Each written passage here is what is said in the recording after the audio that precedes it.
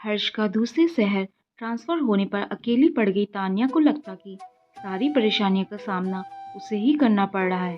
फिर एक दिन उसकी माँ ने ऐसा क्या किया कि तान्या ने परेशान होना छोड़ दिया। कल शाम ऑफिस से आकर हर्ष ने सूचना दी कि उसका ट्रांसफर दिल्ली से चंडीगढ़ कर दिया गया है। यह खबर सुनने के बाद से तान्या के आंसू रोके नहीं रुक रहे हैं। उसने रो रो कर अपना हाल पूरा कर लिया है। हर्ष, मैं अकेले कैसे सब कुछ मैनेज कर पाऊंगी यहाँ। क्षितिज और सौम्या भी इतने बड़े नहीं हैं कि मेरी मदद कर पाए। अब घर बाहर, बच्चों की पढ़ाई, सब कुछ अकेले मैं कैसे कर पाऊंगी। यही सोच सोच कर मेरा दिल बैठा जा रहा है, तान्या बोली। तान्या के मुंह से ऐसी बातें सुनकर हर्ष का मन और परेशान होने लगा। फिर बोला, देखो तान्या, हिम्मत तो तुम्हें करनी ही पड़ेगी। क्या करूं, जब कंपनी भेज रही है तो जाना ही पड़ेगा। प्राइवेट नौकरी है, ज़्यादा ना नुकुर की तो नोटिस भी थमा सकती है हाथ में, और फिर भेज रही है तो सैलरी भी तो बढ़ा रही है। आखिर हमारा भी तो फ़ायदा हो रहा है ना जाने में। सैलरी बढ़ जाएगी तो घर का लोन चुकाने में थोड़ी आसानी हो जाएगी। थोड़ी देर चुप रहने के बाद तान्या का तनाव थोड़ा और कम करने के लिए हर्ष फिर बोला, देखो तान्या, महीने का राशन मैं खरीद कर रख ही जाऊंगा। सब्जी वाले रोज घर के सामने से जाते हैं, उनसे ले लिया करना। अगर वक्त बेवक्त कोई और ज़रूरत पड़ती है तो आसपास के लोग हैं ही। इतना रिश्ता तो हमने बना ही रखा है हर एक से कि एक फ़ोन करने पर कोई भी आ खड़ा होगा। अगर हर्ष के समझाने का तान्या पर सकारात्मक प्रभाव नहीं पड़ रहा था। दरअसल 10 सालों के वैवाहिक जीवन में यह पहला अवसर आया था जब तान्या को हर्ष से अलग रहने की ज़रूरत आ पड़ी थी। पहले तो तान्या ने भी साथ ही चंडीगढ़ चलने की बात कही, पर दिल्ली से चंडीगढ़ जाने का मतलब बच्चों को नए स्कूल में एडमिशन कराना, नई यूनिफॉर्म खरीदना, वहाँ किराए का घर लेकर रहना और फिर उसका किराया देना, और यहाँ लोन की किस्त चुकानी किसी भी तरह से संभव नहीं होगा। फिर इस बात की भी तो कोई गारंटी नहीं थी कि वहाँ सारी व्यवस्था कर लेने के बाद 10-12 साल वही रहेंगे। क्या पता अगले ही साल फिर कंपनी दिल्ली वापस बुला ले, तो कब तक बच्चों को लेकर ऐसे फिरते रहेंगे। इसलिए हर्ष ने तान्या को समझाते हुए कहा कि उसका अकेले जाना ही उचित होगा। हर्ष को अगले ही सोमवार को चंडीगढ़ ऑफिस ज्वाइन करना था, इसलिए वह बूझे मन से जाने की तैयारी करने लगा। हर्ष भी पहली बार अकेला रहने जा रहा था, इसलिए मन ही मन घबराहट उसे भी बहुत हो रही थी। बचपन से आज तक अपने हाथ से एक गिलास पानी तक लेकर नहीं पिया था उसने। पहले माँ और बहनें और फिर शादी के बाद तान्या उसके सारे काम कर दिया करती थी। हर्ष मन ही मन सोचकर परेशान हो रहा था कि कैसे वह अपने कपड़े धोएगा, बेडशीट बदलेगा, कमरे की सफाई करेगा, खाना नाश्ता तो बाहर कर लेगा या टिफिन लगवा लेगा, पर कभी चाय पीने का मन हुआ या बीच में भूख लगी तो क्या करेगा। मगर तान्या और बच्चों की चिंता में वह अपनी परेशानी के बारे में कोई चर्चा नहीं कर पा रहा था, और ना ही तान्या का ध्यान इस पर जा रहा था कि उसका पति उसके बिना अकेले कैसे रह पाएगा। इतवार की सुबह से ही हर्ष की व्यवस्था बढ़ी हुई थी। अपने सामान की पैकिंग के साथ साथ वह इस बात का भी ख्याल रख रहा था कि उसके जाने के बाद घर में किसी चीज़ की कमी ना रह जाए, जिसके लिए तान्या को बच्चों को लेकर बाजार के चक्कर लगाने पड़े। राशन, सब्जी, फल, मिठाई आदि एक एक चीज वह घर में लाकर रखता जा रहा था। शाम होते होते तान्या का उतरा चेहरा देखकर उसका दिल यह सोचकर घबराने लगा कि कहीं उसके जाने के बाद तान्या की तबीयत न खराब हो जाए। तान्या, कुछ दिनों के लिए मम्मी को आने के लिए कहूँ क्या? तुम्हें देखकर मुझे चिंता हो रही है कि तुम अकेले रह पाओगी या नहीं। हर्ष, सोच तो मैं भी रही थी कि मम्मी जी आ जाती कुछ दिनों के लिए मेरे पास तो ठीक रहता, पर वहाँ भी तो रिंकी और पापा जी को परेशानी होगी उनके बिना। यही सोचकर मैंने कुछ कहा नहीं। हाँ, वह तो है। फिर एक बार बात करके देखता हूँ, मम्मी से कहता हूँ कि 4-5 दिनों के लिए आ जाए, फिर शनिवार को मैं आ ही जाऊँगा। आगे की आगे देखेंगे। हर्ष ने अपनी माँ से बात की तो बेटी बहू की समस्या सुनकर विचलित हो गई। बोली कि वे यहाँ की व्यवस्था समझाकर कल ही दिल्ली आ जाएंगी। रिंकी और उसके पापा मिलकर एक सप्ताह गुजार लेंगे किसी तरह से। मम्मी जी आ जाएंगी। यह सुनकर तान्या ने राहत की सांस ली, अजय तो और फिर 10 बजे उसने के पहले हर्ष आने की वाले बची नहीं तैयारी थे, कराकर पर अमृता नम को आंखों भूख से सहन दूसरे नहीं हो दिन रही थी। उसे चंडीगढ़ के लिए विदा किया। बात नौकरी और जीवन यापन की थी, इसलिए ना आने का कोई विकल्प नहीं था हर्ष के पास। पर सही मायने में मन ही मन वह बहुत परेशान था। एक तरफ तान्या और बच्चों की चिंता, तो दूसरी तरफ अपने बारे में सोच सोचकर परेशान हो रहा था कि बिना तान्या के कैसे रहेगा। एक सप्ताह तक तो कंपनी के गेस्ट हाउस में रहना था, तब तक तो खैर कोई समस्या नहीं होनी थी। पर इसी एक सप्ताह में उसे अपने लिए किराए का घर लेकर रहने की पूरी व्यवस्था करनी होगी। दसियों झंझट होने थे उसमें। घर खोजो, काम वाली खोजो, समय पर कपड़े धोकर प्रेस करने को दो। तान्या के होते ये सब काम इतने कठिन होते हैं, उसे कभी एहसास ही नहीं हुआ था। अपने घर में तो आज तक उसने कभी काम वाली से बात तक नहीं की थी। अब कैसे उससे बात करेगा? कौन से कपड़े गंदे हैं और कौन से साफ, इसका फर्क तक आज तक नहीं कर पाया था वह। अब ये सारी चीजें खुद करनी पड़ेंगी, यह सोचकर पसीना छूट रहा था। एक सप्ताह जैसे तैसे गुजरकर अगले शनिवार की रात को जब हर्ष एक दिन के लिए चंडीगढ़ से दिल्ली आया, तो घर में त्योहार जैसा माहौल बन गया। बच्चे उसके इर्द गिर्द मंडराने लगे और तान्या के पास तो हर्ष को बताने के लिए इतनी सारी बातें इकट्ठा हो गई थी, मानो वह सालों बाद हर्ष से मिल रही हो। एक सप्ताह तक हर्ष के बिना उसने एक एक पल कैसे बिताया, इसका वर्णन खत्म होने का नाम ही नहीं ले रहा था। पर मम्मी जी की निगाह हर्ष के चेहरे पर अटक गई। बेटा, तू एक ही सप्ताह में कितना दुबला हो गया है, कहते हुए उनकी आंखें भर आईं। उनका बस चलता तो वे एक ही दिन में हर्ष को अपने हाथों से उसके पसंद की सारी चीजें बनाकर खिलाकर पूरे सप्ताह की कमी पूरी कर देती। लेकिन शाम को उनका वापस जाना भी जरूरी था, क्योंकि रिंकी के पेपर शुरू होने वाले थे। उनकी अनुपस्थिति से उसकी पढ़ाई बाधित हो रही थी। मम्मी जी को शाम की ट्रेन में बैठाकर आने के बाद बच्चों ने जिद पकड़ ली पिज्जा खाने की। तान्या ने भी उनका समर्थन करते हुए कहा, जब से तुम गए हो तब से ही ये पिज्जा खाने की जिद कर रहे हैं। मैंने समझा रखा था कि पापा के आने के बाद चलेंगे। अब चलकर खिला दो, वरना तुम्हारे जाने के बाद फिर मुझे परेशान करेंगे। हर्ष का मन ना ही इस समय बाहर जाने का हो रहा था और ना ही बाहर का कुछ खाने का।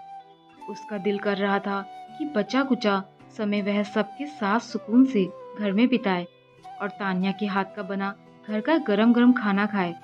पर बच्चों और तान्या की बात ना मानकर वह अपराध भावना से घिरना नहीं चाह रहा था। अतः बेमन से ही वह सबको साथ लेकर पिज्जा हट चला गया। दूसरे दिन फिर सुबह सुबह ही वह चंडीगढ़ के लिए निकल गया। ट्रेन में बैठते ही हर्ष ने सोचना शुरू कर दिया कि कहीं कुछ ऐसा रह तो नहीं गया जिसकी वजह से तान्या को परेशान होना पड़े। पर जब उसे ऐसी कोई बात याद नहीं आई तो उसने सुकून के साथ सीट पर सिर टिकाकर आंखें बंद कर ली। चंडीगढ़ जाने के साथ ही हर्ष की जिंदगी से आराम और सुकून सब गायब हो गए। अब तक शनिवार की शाम से लेकर सोमवार की सुबह तक जो सुकून के पल हुआ करते थे, अब तो वही पल सबसे ज्यादा भागदौड़ वाले बन गए हैं।